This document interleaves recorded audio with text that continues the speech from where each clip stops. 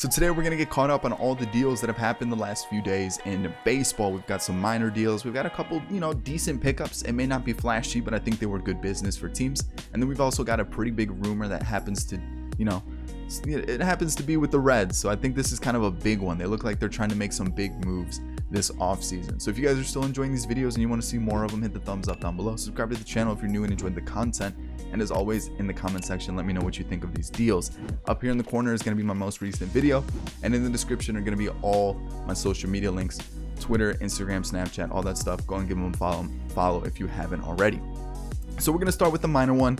Matt Kemp to the Marlins. I think it was a minor league deal or like a non-roster invite type thing. It was a one-year deal, and when you look at Matt Kemp, when he's healthy, he's actually a pretty solid player. Let me pull up his stats so you guys can take a look.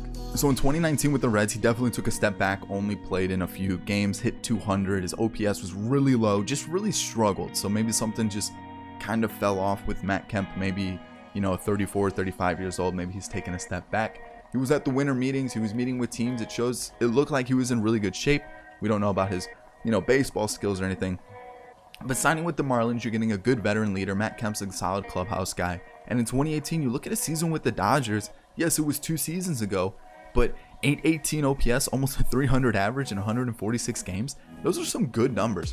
So maybe the Marlins found kind of like a diamond in the rough. It's kind of weird saying that about Matt Kemp, but for a minor league deal, maybe a guy that's trying to just get the last couple years out of his career, kind of take that Curtis Granderson role that the Marlins had last season, maybe do a little bit better, maybe provide just another good left fielder to have out there. I think this was an okay deal for the Marlins. It's a low risk, high reward type thing. You know what Matt Kemp's capable of.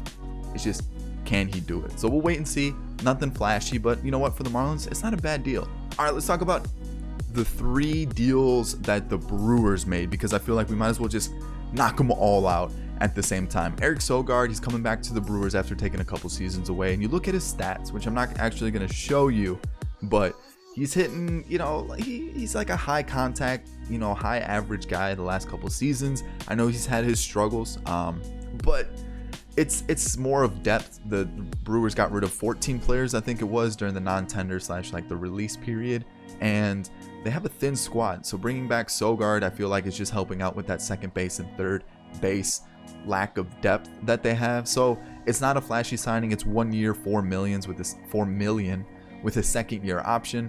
And it's more just, hey, if we have an injury, or hey, we need some guy to step in when someone else is tired, we have Eric Sogard to help us out. Like I said, he's a good pinch hitter. He's a good platoon guy to help out from time to time. But again, it's not the flashiest of signing. You're not like, oh man, we signed Eric Sogard, we're winning the league. But it's just a platoon guy to help out with the squad. So I don't think it's a bad deal for the Brewers, and it's okay. You know what? It's nothing too flashy. So let's talk about the next one, Ryan Healy to the Brewers, and let's take a look at his stats, because in 2017, he had a career year, and then ever since then, it looks like it just hasn't stuck. So 2017 isn't shown, but that was his career year, and then kind of from there, it's just downhill. I think in 2017, he had a 270 average, 2018, it was 235, and then last year was 237. The OPS is looking okay. 744 is not terrible, but he had some hip injury problems the last couple seasons. He had surgery on it last year. So I think for the Brewers, this was more of like low risk, high reward. We know he's capable of performing. I think we just got to get him healthy again. And now you have some depth at first and third base, which you definitely need. So is this a bad deal for the Brewers? No. Is it have the potential to actually work out for them? Yeah, it definitely does. On top of that, you've just added Justin Smoak. Alrighty, Justin Smoak, and I think this was the best deal besides the Avisail Garcia for the Brewers. Justin Smoak is a switch hitting first baseman with definitely some pop in the bat, but the good thing about him is he actually has a really solid glove at first. And I feel like the Brewers have kind of lacked that since I can't even think of the last first baseman that had a really solid glove at first base. So when you look at it, Justin Smoak definitely hits for power. You look at his last 2 years, even though the averages may not be amazing, his OPS is still sitting around 800, which is really solid. Again, like I mentioned, switch hitting first baseman, and he's kind of a late bloomer, had a late breakout season, hasn't been the same since, but you still are going to get, some pretty solid numbers with him. Switch hitter, hits pretty well from both sides of the plate. Really good with the glove at first base, and I think this was a good pickup for the Brewers. The thing now is you have Avisail Garcia on left, and then you said you're going to bring Braun to play like first. Do you now move him to third with Smoak coming into play first? You have Smoak be like the backup first baseman. Now I'm feeling like you got a little bit of a cluster at first and third base and left field. So I'm kind of interested to see what the Brewers do with their infield and just their infield now, because you got Braun at first, Urias at second. No, you got Keston at second. Shortstop, you have Arcia or Urias. Third base, is it going to be Braun? Is it going to be Healy? Is it going to be Sogard? What are you going to do there? I feel like there's a lot of players going on and no real standout starter. So I'm kind of interested to see, but I think Justin Smoak was a really good signing for the Brewers. All right, so Shun Yamaguchi, joining from Japan, was originally a closer, now is becoming a starter. I think the Blue Jays are thinking of using him more out of the bullpen, but apparently it's a 2-year deal. It's around $6 million for the 2 years. And you look at his stats, we'll pull him up in 2018. Decent stats. You're looking at 156 innings, pretty decent whip, 1.2. The ERA sitting around a middle 3, so it's not terrible. You're looking at it and you're like, okay, this isn't too bad. He's 30 years old in 2018. You look at his stats in 2019 now. I got to pull him up. So in 2019, you look at him and it looks like an improvement. 1.1 whip, ERA sitting at under or around a 3. And you're like, okay, 181 innings, 31 years old. Not bad. There have been some off the field issues with Yamaguchi. In 2017, he was suspended for having a drunken fight with the security guard in a hospital. I read that one. I was a little interested in that one because I saw his season in 2017 was cut short, so he was suspended for half the year. So hopefully none of those off the field antics come over for the Blue Jays, but he looks okay. I'm not really impressed. I saw some of the videos on YouTube and highlights and stuff from him, which obviously is a small sample size, but I don't know, something just doesn't seem like I'm just not blown away with what he's bringing to the table. I feel like, I think the bullpen definitely suits him more than the starting spot, but I think there have also been some shoulder questions for injuries. I don't think it's anything major, but it definitely, I think there were some small shoulder problems, so hopefully that doesn't come as well. But for the most part, I'm not really blown away with it. I'm not really impressed by a lot of what I see. It's just, I don't know. 2 years, $6 million is definitely not a terrible deal at all. Like that's still a decent thing. And you look at his stats the last couple seasons, he's actually had some really good years. But then I don't know. It's really tough to say, hey, this guy's gonna come from Japan and do really, really well. So I'm not really sure about this deal. I think the Blue Jays could have gone after someone a little bit better with that money, but we'll wait and see what happens. I feel like as a bullpen guy, I think that would suit him a little bit better. But like I said, I saw some of the highlights, I saw some of the video. I'm not too impressed, but we'll see what happens. All right, let's talk about Kwang-Hyun Kim from the Cardinals now. I think it was a 2-year, $8 million deal. 2017, he had Tommy John. I think there's also been some other lingering issues, but you look at his career stats, they look pretty solid. 1.3 whip isn't terrible. He's definitely gotten a lot better as he's aged. He's 30 years now. You can see his stats on screen. Last 2 seasons, under 3 ERA. His whip sat around 1.1, 1.2. So he's definitely gotten a lot better as he's aged. Last year threw 120 or almost 200 innings. Sorry, not 120. But you think about it, still coming off Tommy John. He's thrown almost 200 innings last year. So it looks like it's like back to fully healthy. But similar to Yamaguchi, I saw some highlights. I saw some video. I saw like a full game of him pitching. And I'm not really blown away by what he has to offer. It just looks like he tries to dance around the zone, looks for more of like trying to hit his spot rather than attacking pitchers. A lot of his off speed either hung or just was always in the dirt. I just really wasn't surprised with anything. I wasn't like, oh wow, I'm really blown away. So similar to Yamaguchi, I'm not really sure how this is going to work out. It's exciting to get someone to come over from Asia. It's like, okay, maybe he's got something that we don't know. Maybe he's going to come in and do really well because, hitters are not used to seeing him. But again, I don't know. I'm just not blown away with them. So we'll have to wait and see. But let's talk about the last couple deals today. We're going to talk about Maikel Franco to the Royals first. And you look at Maikel Franco's stats and you're like, what's going on with him? Because he's still young. Yeah, he really just hasn't really shown that potential that he has. So let's take a look at his stats. So 2018 was a really solid year. 270 average, almost an 800 OPS. And you're looking at that and you're like, okay, 314 on base percentage, putting up some good numbers, some good RBIs. And it's like, okay, maybe we have a good third baseman here. And then you look at his 2019 and you're like, what happened? Why are the numbers starting to dip off? Similar games, similar at bats. It's just not the same. And, 26 years old, the Phillies look like they wanted to go in a different direction. And now the Royals are picking him up. And I think this is a good spot for him. He's going to get a lot of playing time. I think they're going to move Hunter Dozier over to first, because you look at Ryan O'Hearn and you're like, that's not really an everyday first baseman, probably more of a DH. So Maikel Franco is going to get some time at third base, going to get consistent time at third base. And I think that's a good move for him.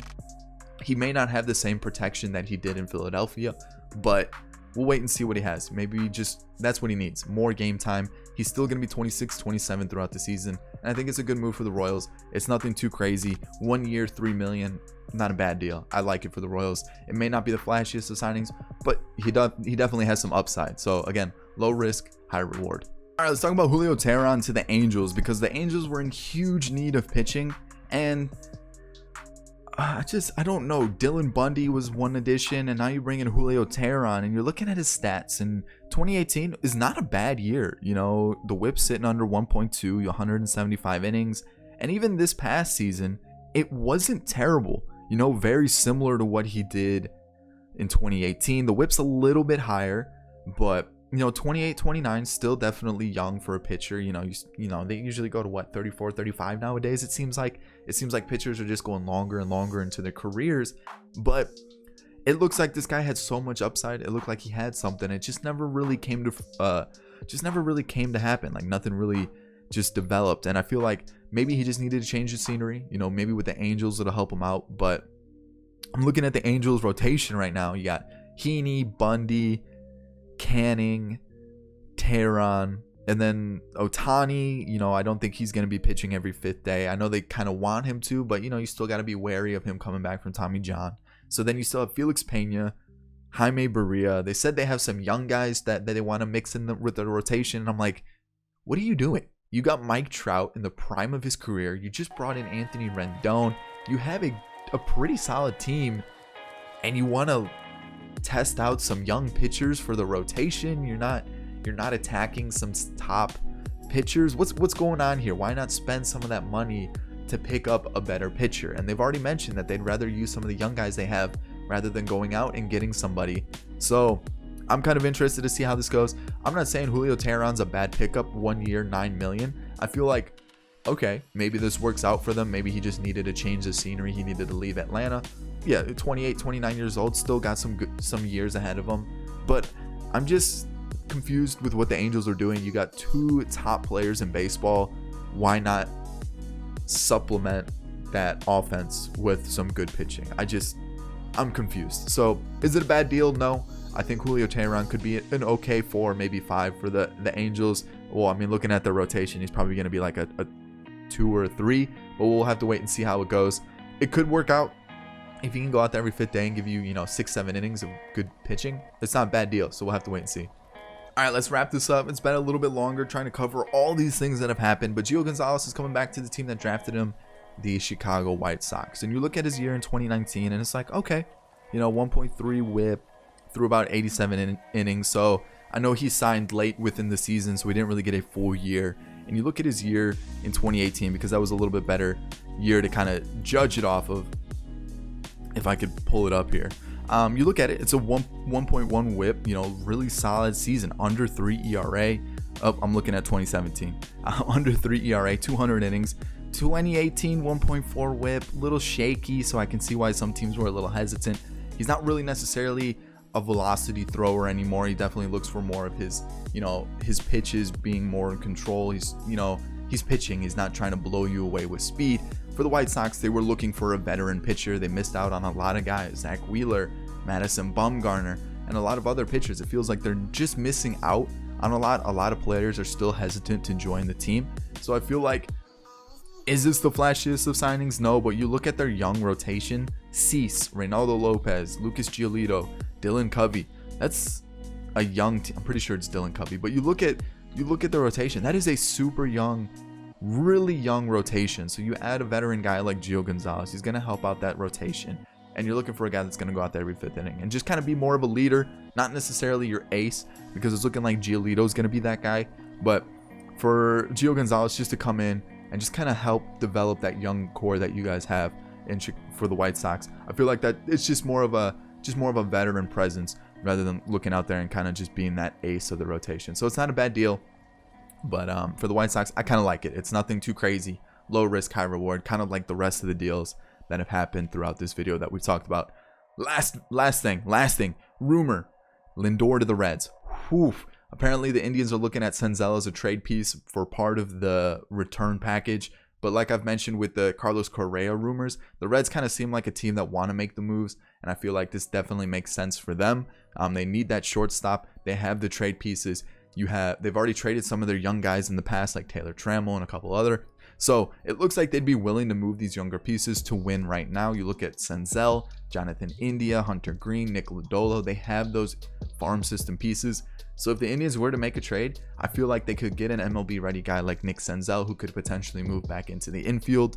And then you have some of those farm system pieces who are highly rated that could really sweeten the deal. So it's interesting to think about Lindor possibly going to the Reds, especially as a Cubs fan. That's going to be really tough to see, but it's a rumor that may have gained some traction today. So we'll wait and see how it happens. But we're going to wrap it up, guys. I've been speaking way too long on way too many deals.